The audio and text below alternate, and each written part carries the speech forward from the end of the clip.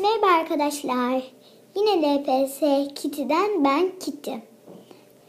Bugün size LPS Kitty'nin Kedigiller grubunu göstereceğim. Hadi hemen başlayalım. Ben Kitty. Annem Katie. Aslında bu eteği lastikten arkadaşımla birlikte yaptım. Sonra bu Kitty'nin babası Miniş. Lila.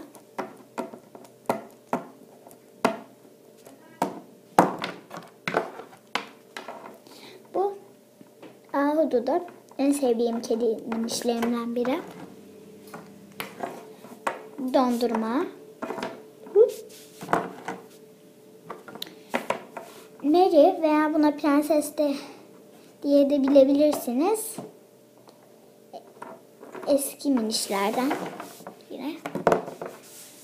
Bu yeni çıkan minişlerden krema. Bu Olivia ve arkası kopuk çünkü kreşteyken koparmışlardı arkadaşlarım. Bu Jen serisinden özel Mia. Bu Çilek. Hududunun kardeşi.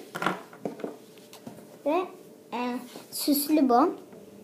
Yavrusu da var. Ondan miniş. Onu da birazdan göstereceğim. Bu kaplan. Bunun patisi var. Bence çok güzel. Bu Angel. Yeni çıkan minişlerimizden. Bu balım.